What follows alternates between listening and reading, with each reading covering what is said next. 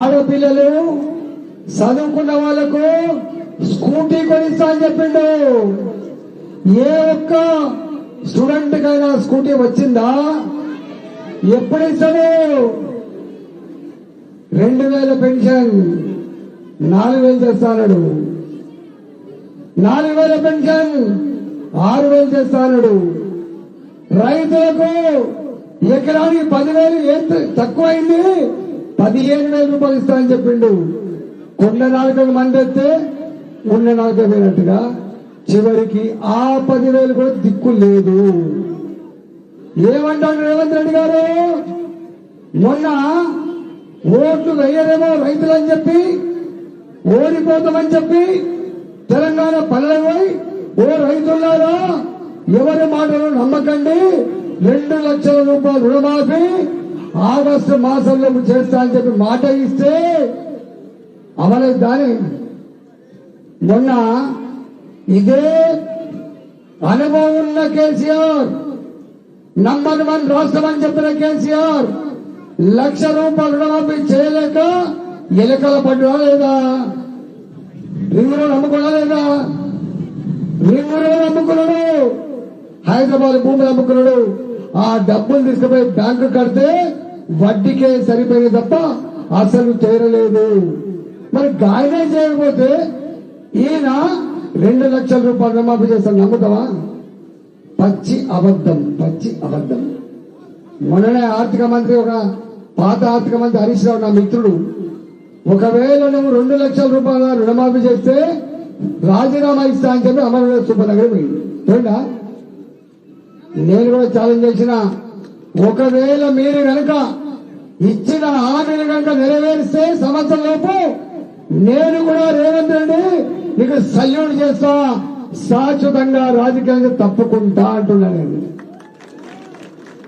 ఇవాళ మాట మాట్లాడితే విలువ ఉండాలి, నాలుకకు నరం ఉండాలి. కానీ రేవంత్ రెడ్డి నాలుకకు నరం లేదు. ఏది పడితే మాట్లాడతాడు. అధికారం ఉంటే ఒక మాట, అధికారం లేకపోతే మరో మాట. ఇవాళ ఆయన అంటాడు భారతీయ జనతా పార్టీ అధికారంగా వస్తే రిజర్వేషన్లు పోతే అంటాడు. పోతే రిజర్వేషన్లు పోతే అంటున్నా. మోడీ గారు 10 ఏళ్ళు ఉండాలేదా? మరి 10 ఏళ్ల కాలంలో పోని రిజర్వేషన్, 30 ఏళ్లుగా గుజరాత్ లో అధికారంలో ఉన్న పార్టీ అక్కడ పోని రిజర్వేషన్, 20 ఏళ్లుగా మధ్యప్రదేశ్ లో అధికారంలో ఉన్న భారతీయ జనతా పార్టీ అక్కడ పోని రిజర్వేషన్. ఇప్పుడు దాని ఎంత దుర్మార్గం మాటలైనా బట్ట కాల్చి మీదేస్తాడు. నువ్వు కాచుకునే రేవంత్ రెడ్డి గారు ఇలాంటి మాటలకు రాబోయే కాలంలో మూల్యం చెల్లించక తప్పదని చెప్పి హెచ్చరిస్తా ఉన్నాం. ఇవాళ మోడీ సర్కార్ రిజర్వేషన్ తీసేయడం కాదు, అక్కడ వర్ణాల్లో ఉన్న పేద పిల్లలకు రిజర్వేషన్ కల్పించిన ఘనత నరేంద్ర మోడీ గారిని మాత్రమే. మీకు అర్థమైతే తెలుస్తుంది.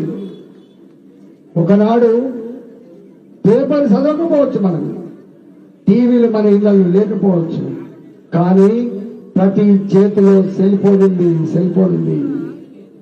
నాడు ఏంటి, నేడు ఏంటి?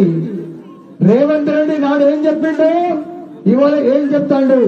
ఇవన్నీ నీ సెల్ ఫోన్లలో నిమిషాల మీద చూడగలిగే శక్తివంతులు మీరు. రేవంత్ రెడ్డి గారు, మా ప్రజలను ఇంకా మోసం చేసే శక్తి నీకు లేదు. కరెంటు కష్టాలు వచ్చినాయా లేదా?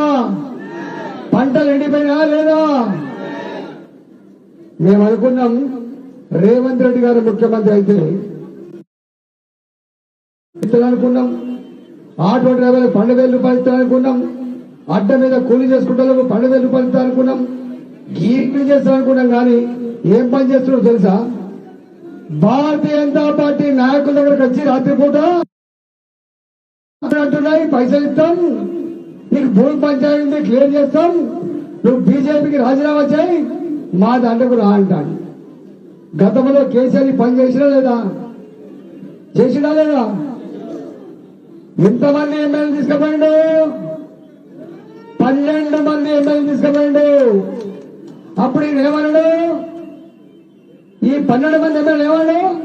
పిచ్చి కుక్కలు లెక్క తరుపుకుంటామని చెప్పి రేవంత్ రెడ్డి గారు.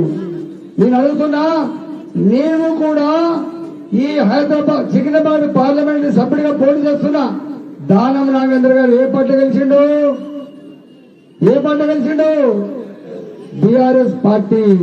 రాజీనామా చేసిండా? ఇప్పుడు దేనికి పోటీ చేస్తాడు? కాంగ్రెస్ పార్టీ అభ్యర్థిగా పోటీ చేస్తాడు.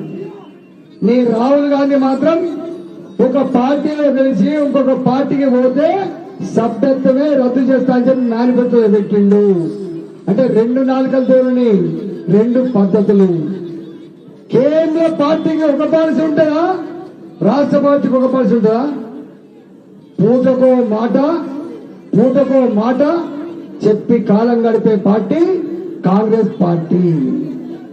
నేను అడుగుతున్నా, ఇవాళ ఆయన అంటాడు, చూసిన మన రేవంత్ రెడ్డి గారు ఏం చేసిన? రేవంత్ రెడ్డి గారు, నేను కేసీఆర్ నాకు అధికారులు అప్పచెప్పినప్పుడు లంకె బిందెలు అనుకున్నా, లంకె బిందెలు లేవు, ఖాళీ కుండలే ఉన్నాయి అంటాడు.